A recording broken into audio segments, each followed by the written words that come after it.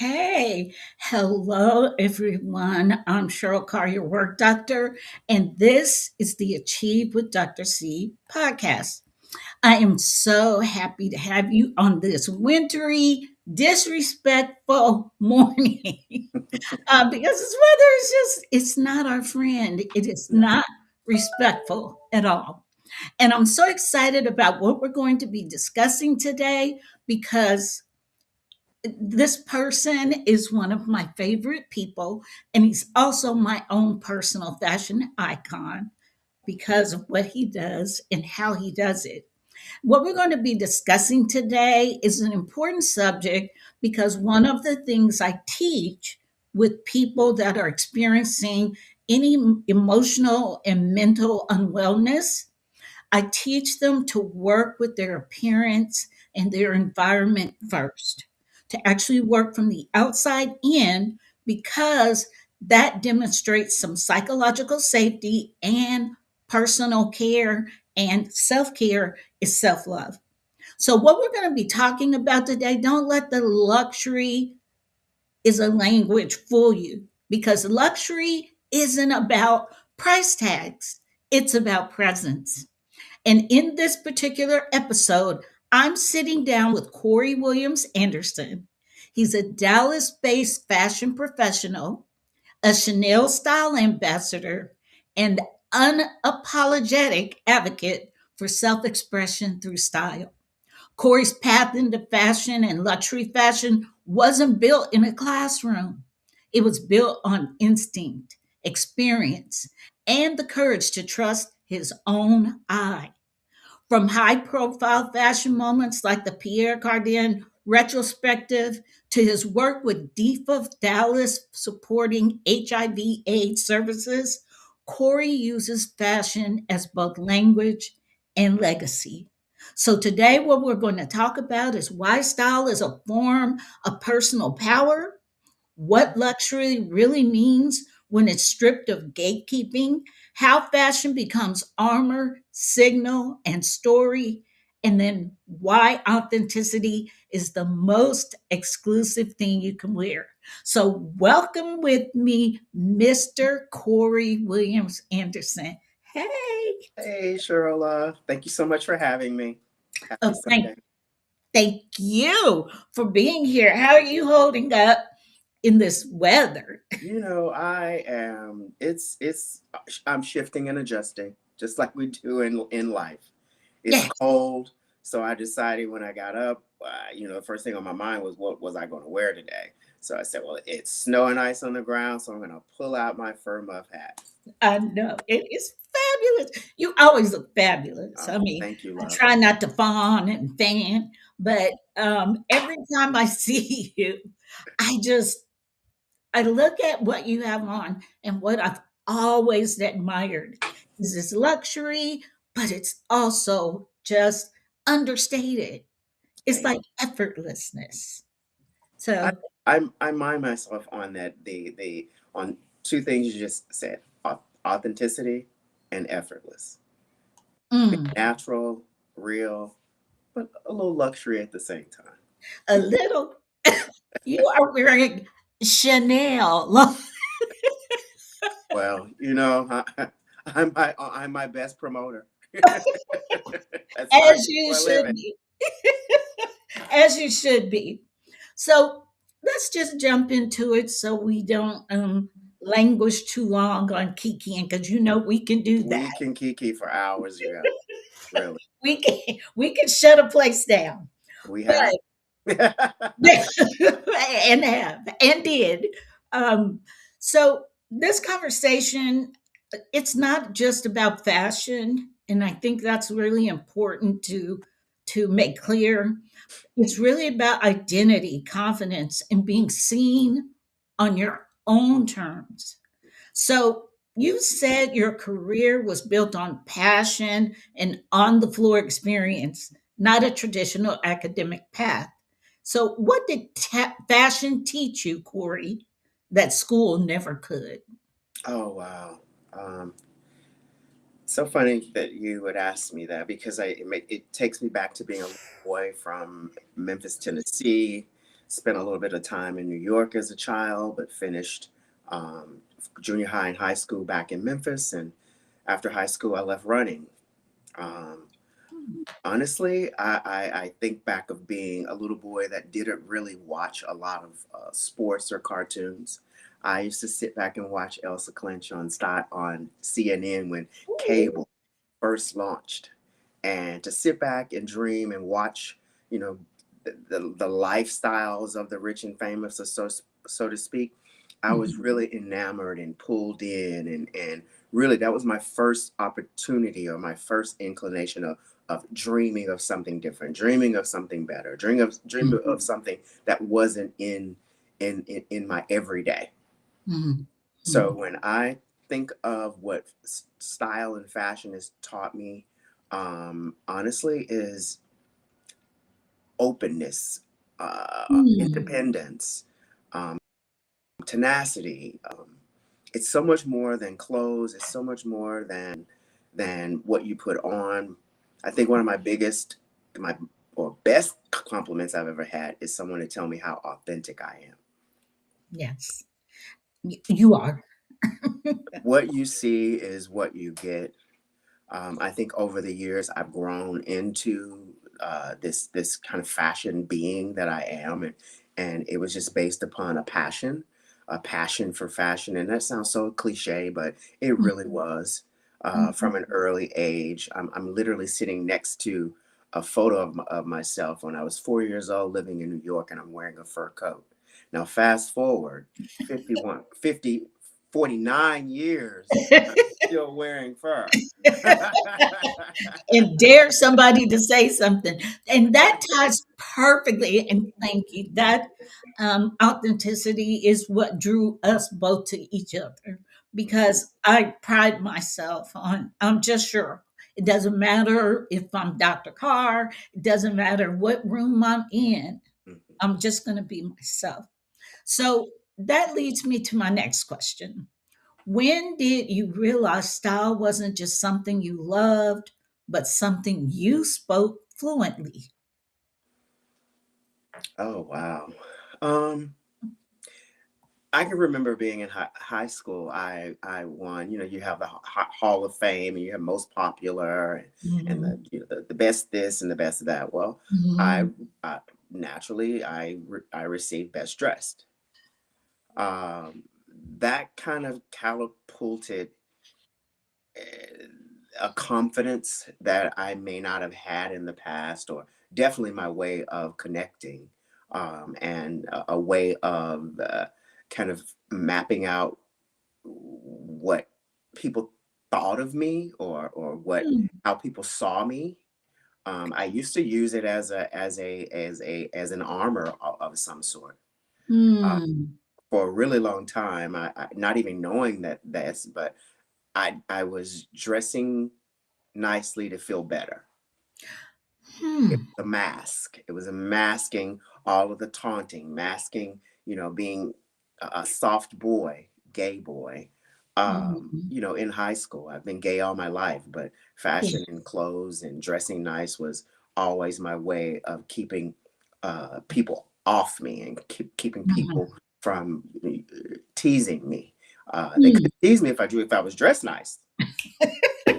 And you were, and were, And then and over the years it just kind of became who I am. I mean, through the different jobs, I've always been in retail. I've always been working in the service industry, but I will say once I came to work for Chanel, something shifted, and it went from in being in retail to actually feeling like you're working in fashion. So that mhm. shifted, Yeah, and with that, this continued moment of confidence and authenticity, it just grew from there. It really did. I love that. And I know I've experienced just that effortlessness that you have when, you've styled me. I've been at an event and you've adjusted me and fixed me, and you did it. And here's the thing, when you come in someone's personal space like you do, if you don't have the right energy or you don't possess authenticity, people repel that. I remember I just raised my arms and let you do what you do. And that was a poignant moment for me. One, that I trusted you, but two, it also reinforced what I think about you, because you can't just come up in mama's face touching on me. Oh my goodness! If only the kids knew what I did. And you did it, yeah, especially what you did. We won't go into that, but it was just, and the fact I knew where it came from. You were Absolutely. just making sure I was all the way together for this picture. 100%. And Yeah. that's what I do for a living. I love to help people to see and be seen in their best light. Yes. And when you So feel your best, when you look your best, you feel your best. you It do. really is a balance. You do. And that's why I push environment and personal expression, because when you're in an emotional or a mental health crisis, it's one of the first things you do is neglect your appearance and neglect your environment. And you surround yourself with the chaos you're feeling inside. You surround yourself with that. That's typical. So you often describe fashion as self-expression, Corey. So, what do you think people misunderstand most about that idea? That when you're stylish, you're doing it to show off. Ooh, yes. And that a lot of people that are expressive in the way that they dress, they're not humble. It's a very look at me. Mm, I can guarantee you that it's never for the other person. It's always for me. mm, mm, And what you get from it, that's an added benefit, but it starts with me. It starts from the I enjoy the ritual of getting dressed. It's like a mental. I enjoy pouring myself if I'm going out for the night. I enjoy pouring myself a glass of wine or champagne, as we love. mm. And the ritual of doing your hair and moisturizing your face, and it really stems from when I was a little boy and I used to sit and watch my grandmother get dressed. And I used how she used to watch how she used to take her time to put on her lipstick and her foundation and fluff her big old blonde afro. And the only place she was going was to a factory That's to okay. make boxes, Right. literally to make boxes, factory. Right. But she was dressed like she was going to an office. So I Okay. used to sit and I used to watch her, Hmm. and I would be like, Mama, what you just going to work? And she said, but baby, you gotta look good. That's right. And she used to hop on the bus, completely done from head to toe, get to work, change into her smock or something that was fitting of the environment that she was in. And before she left for the night, because she worked from 3 to 11, before she left at 11, she would put her drag right back on and leave exactly the way that she came. See, what I love about that is she taught you how you show yourself to the world matters. It Mhm. doesn't matter what position you're in, just because you work in trash, just because you work in a retail, you have to look your best. Your And you best. said something, Corey, that I think is crucial, is that you made sure your look, the way you looked, was protective and expressive and Mhm. all of those things. So have you had moments where your style challenged people's expectations of you, and how did you navigate that? I can just share personally to dovetail on that, because it's Chanel, people might approach you as if you're stuck up, or like you said, look at me, and you're none of those things. No, I'm not. No, I you're Oh, that makes me think back. Most recently, I was at an event, and I, I do a. I feel like when you're going to an event, that's the time when you really put it on. absolutely. Really, you see the effort, and the effort is intentional. Right. And so I was what I call done, and I saw these girls watching me Mhm. throughout the night, and then after the kind of the main portion of the event, I walked past them and one of them stopped me, or maybe I stopped them. I'm not sure. I'm always up for a challenge. Yeah, So you're not scary. I'm not scared. No. I don't know where that comes from, but no, I'm not scared. So I stopped them and I introduced myself. They introduced themselves. We started talking, whatever we were talking about. We were laughing. I think someone walked by with a glass of a tray of wine and champagne. We got a drink. We toast, and one of the young ladies said to me, "You know, you're nothing like I thought you were going to be." And I was really taken back, and I clutched my pearls. Pearl Probably clutch. was wearing pearls that night. I don't know. But I clutched my pearls and my head nodded, and I said, "Well, what Mhm. did you think I was going to be?" And she said, "You know, I watched you, and I thought you were going to be stuck up, and I thought you were going to be, arrogant, and you're Mm. nothing like that." And I said, "No, sweetheart, I'm not. Never judge a book by its cover, Never, ever, ever, ever. never. What you see is what you get." So Mhm. I challenge you to stop giving people preconceived ideas of who you think they are until you meet them. I love that. And I know people hold a label to like this high place. And that's what I like about you is you mix fashion in, but your baseline, it is Chanel. So people will look at that and instantly think the things they think about the brand, Hmm. which they then translate into something you have to be doing to make them feel some kind of way. And Absolutely. that's why I don't get into labels, even though I'll mix in labels. But I love that about you. So, do you believe that your style and anyone's style can be a form of self protection? You I mentioned that earlier. I do. It really is almost an armor of some sort. You put on your coat of armor and you hit the streets. Mhm. I think we have to decide how we want to present and how we want the world to see us and how we're Mhm. going to show up. And Mhm. each and every day you leave out of the house and you get to make a conscious decision of how you're going to show up. And Right. I always find it really interesting when people say, "Well, I don't care about the way that I look." Yeah.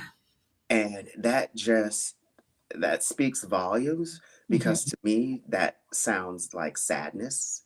That It sounds is. like I don't want to give the label of depression, but some type Mhm. you feel some type of way of things Mhm. may not be going right in your life or whatever the Mhm. situation is. And just as you said, one of the very first things that people do when they go into depression or have a mental breakdown or anything mental, they start to neglect the way that they look. Mhm. Now, don't get me wrong. I have my days and I have my moments, and I most Yeah. certainly have worked through anxiety and worked through depression, and I too have allowed my personal to kind of not be what people normally see every day. Right. um, Understood. that's just human. Absolutely. But I am one of those people that shifts and adjusts and pick myself up from the bootstraps, and one of the first things I do is pull this together, because when this is together, everything else comes together. Yeah.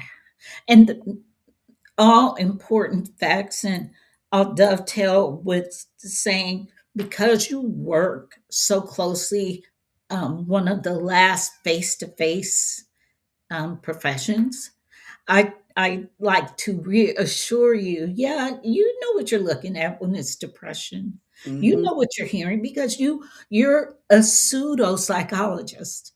You have to be because you're working directly with the public. So to say that, I want to ask you two questions back to back, and then just let you talk us through that.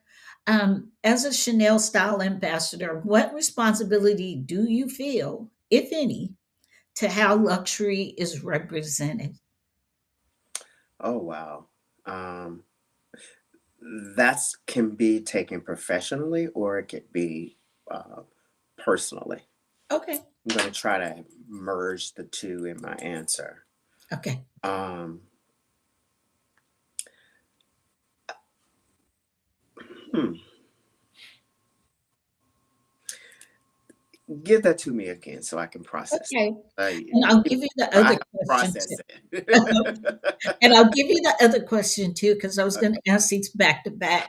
Okay. Is what responsibility, if any, could you feel for being a Chanel style ambassador with all your exposure to the echelon, top echelon, the epitome of style and um, luxury? Do you feel any responsibility for how it's represented? And then also, because of that, who do you think still feels uninvited in luxury spaces and why? Oh wow, that's deep. Yeah, Can I answer the first portion of absolutely. You can the do I what mean, you sorry, the second portion. want. The Yeah. second portion because Okay. I don't. Sometimes I feel that it is the person's preconceived notion of what to expect when they arrive into a luxury space that they Mm, look for any something to say, aha, I knew you were going to. But in reality, mm, brands are not dumb and brands are not stupid. And I most certainly work mm, with a wonderful team at Chanel mm. where that's never a subject. I think what we talk about most is giving any and everyone that come through the door an experience that is worthy of just Yeah, that's beautiful. any human. And it starts with the experience first. Mhm. Now, if you come in and you're looking for the most minute of something to say, aha, I knew it, then yes, you probably will find it. Yeah. You look for But something, you always find it. 100%. But I've been in the business long enough that if I see it going that way, then honestly, I probably pour it on even a little bit more because I want to diffuse it. I Gotcha. want you to feel welcome. I want you to feel like you're a part of the brand. And once upon a time, luxury was for just the 1%. Mm, It's no longer that. And I see people mm. from all walks of life that from the rich elite woman who comes in with an entourage all the way to the young woman who saved up her money that she for her extra job because she's wanted a Chanel bag all of her life. And my job is to give them an experience worthy of their expectation. Love that. And in that answer, you actually answered both questions. I'm Uh, better. I'm better when I'm just off the top of my head, Cheryl. yes, and that is perfectly fine. That's why I kind of staged the questions a little bit like I have. So let's switch gears, and we've been in the luxury access, personal armor, personal expression, but let's talk about community and purpose because I think that's important to mention. Because I know your involvement with DIFFA Dallas blends both fashion and activism. Why is that intersection important to you? um, One of the reasons that it is really, really important to me is at the forefront of all things creative, there were gay men. Absolutely. Period. Whether we want to admit it or not, gay men are responsible for so many of the beautiful creative creations and things in the world. I think back to the '80s and the AIDS crisis. Mhm. Crisis. Hmm. and how that really almost took out an entire generation It did. of people in the LGBTQ Hmm. plus community. Hmm. And back then that we were just the gays.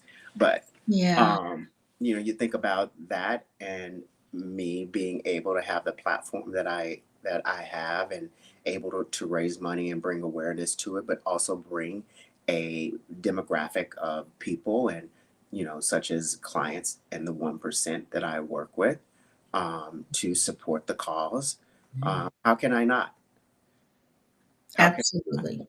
how can I not use that platform to just continue to fight, because it Mhm. still is a fight. It is. It's It's still a fight. it is a fight It really is. And I have more other so now than ever. 100%. I have other things that are really close to my heart. When I think of philanthropic efforts, I think of Yes. foster children. And for some reason, foster children, whenever my heart goes out, I'm always donating. I'm always Yeah. wanting to support some kind of program. If it brings it to my attention, I'm going to work it out. I'm going to be there. It's just giving back wherever you can, but those things that bring you passion, Yeah. Yeah. those things that mean something to you, it starts off small, but it can grow to something big. Absolutely. I always say I'm philanthropic about the things that make me stand up. Oh, I Like, like that. yeah, if something makes me stand up either inside or outside, like if I'm a rise up, then you'll deal with Cece, not Dr. Carr. So here's another question. How can you use fashion as a force for visibility, dignity, and impact, not just aesthetics? Give us some advice. I think one of the ways that you can use um, fashion and style in a philanthropic way. I think of other organizations here in the city, uh, Mhm. such as Fashion Group International, Okay. that really helps underprivileged uh, design students or students that are interested in design with Mhm. scholarships, um, mentoring. Um, it really is just a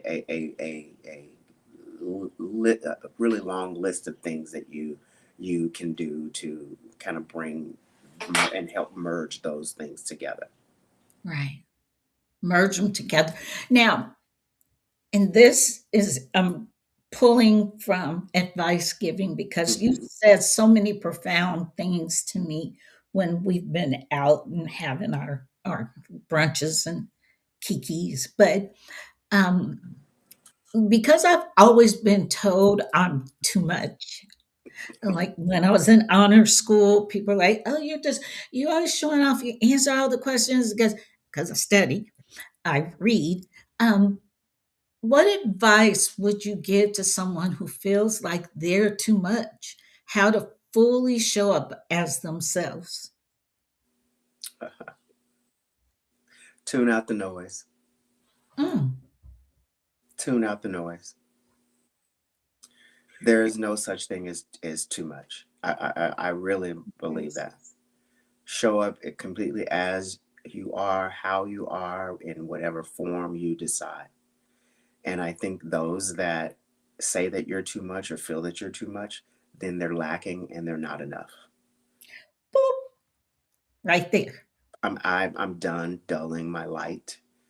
Uh, Mm, I'm dull. I had a conversation the other day with someone about the word humble, mm, and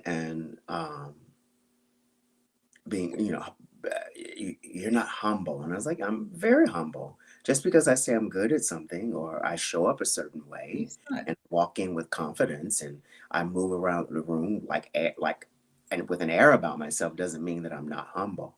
I said right. Right. you're mistaking my confidence for not being humble. Mhm, mhm. And I think it's okay to say, well, you know what? I did a really good damn job with that, or I'm really good at something. Because sometimes when you say that, those are like affirmations and putting it really manifesting it and putting it into the universe. And if you Absolutely. don't think it, no one else will think it. You're your first champion. Yes.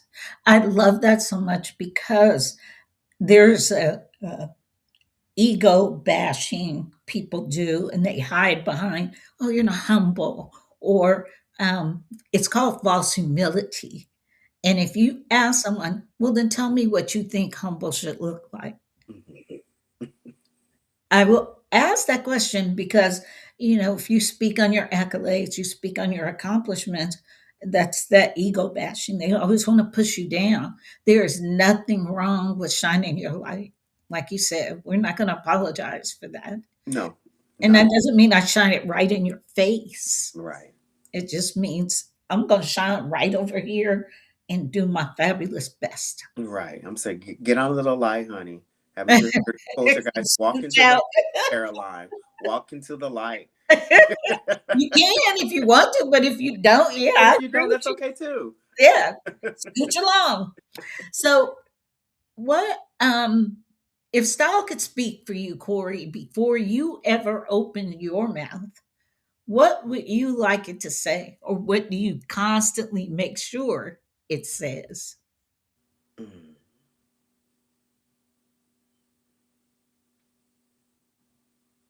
Confidence. Mm. Because I haven't always I haven't always had it, but people always thought that I did.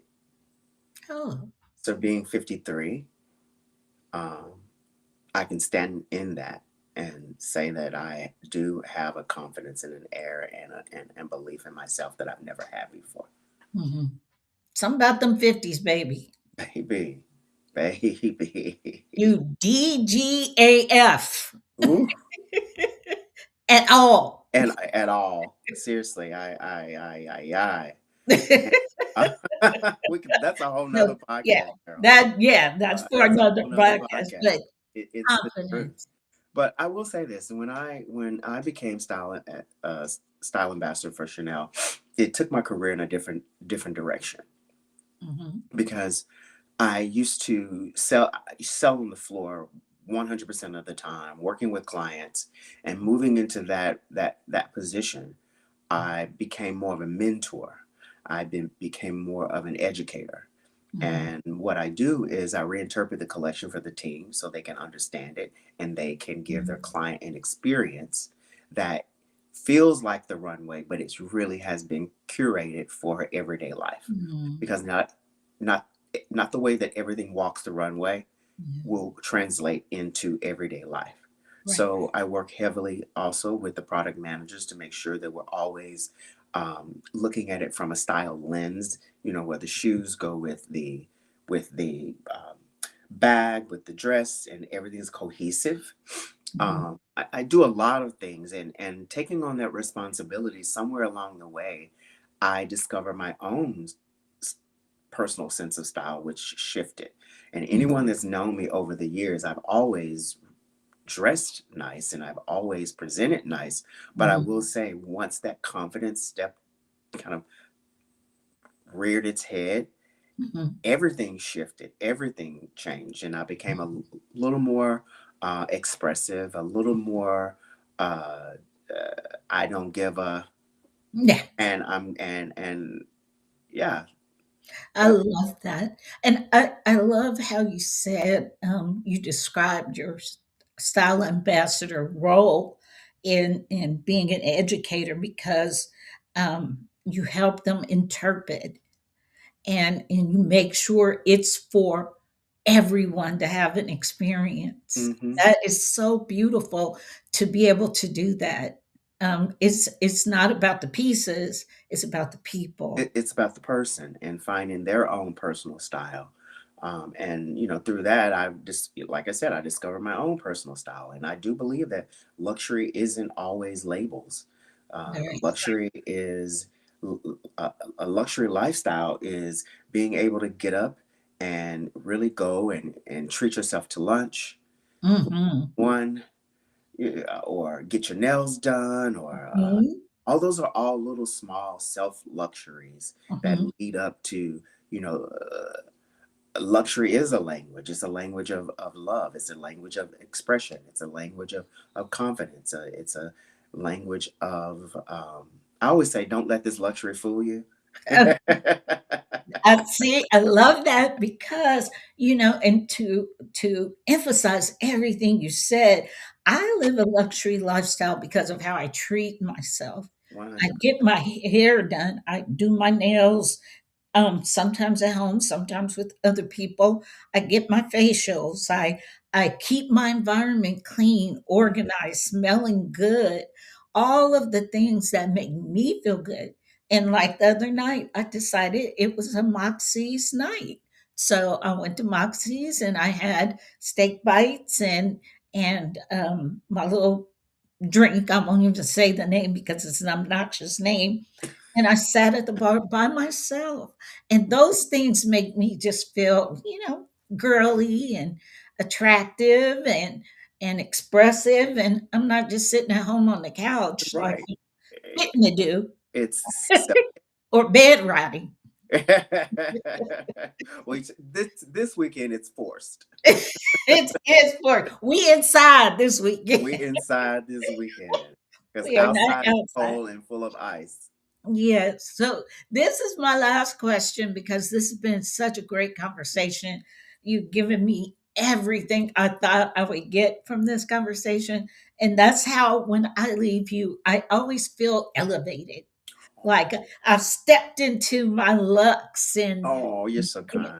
and no, I'm being serious. That's what I've always enjoyed about our friendship, is you always propel me to where I love to be, which is in my luxury, in my Mhm. lux, and unapologetic. Unapologetic, baby. Unapologetic. So tell us what's next for your career and how we might be able to reach out to you for help with our luxury language. Oh my goodness. As we move into 2026 and I think of what I want this year to be for me, Mhm. um, I realize that I want to have a year of helping people to discover their not only their own personal sense of style, but the little small things that make you feel good and make you feel your best. Mhm. Um, I have worked on my social media and my Okay. social media outreach, and to really kind of amass a following of not only clients but other women and other friends that follow me, and they know when they come to this channel, they're only going to get joy. Yeah. They're going to get luxury. They're going to get joy. They're going to have get a good time. They're going to get authenticity. We're going to laugh. We're going to have a good time, and Mhm. overall, keep it funny. Keep it Yes. light, funny, and let's And have fun. that we do. We love to laugh. So Hmm. Yes, joy we're and both a really good time. yes, we are. We're a vibe. We are We're a a whole vibe. I vibe. love it. I love it. But I can be reached at Instagram. I am Corey Q. That is I am KoreyQ. And check me out. That's where I'm Yeah. at. Yeah. And following you is a vibe too. I love when you do your video montage, especially when you traveled and you give us little peeks, little peeks. And Just little small peaks. That's yes, but the fashion is always it. popping. It's always popping. But Corey, thank you. And thank you for all the nuggets you shared. Thank you for being willing to come and talk to me when it's, what was a fake snowmageddon or It's Texas snowpocalypse. version. Texas's version of that for sure. Yes, but please feel free to reach out to Corey if you're looking at the rebroadcast. You can see how to properly spell his name. You can also reach out to me. I will give you a link and make sure you follow him on his social media platforms as he exposes us to new ways of looking at luxury as a language. As a language. Yes, it's a language. So let's get back in our snugglies. I'm going to give you your time back for Oh, today. Thank you Thank you for again. having me, sweetheart. Oh, you're so welcome. It Mwah, was mwah. my delight, my pleasure. And this is the Achieve with Dr. C podcast. I'll see you guys on the next episode. And so I can make my attorney happy. Remember, nothing I'm saying is for psychology or to help you in any way. Please seek your own professionals for that. And don't take this as anything more than my personal advice. Have a beautiful rest of your day. I'll see you guys next time. Thanks. Thanks Bye. for having me. Bye.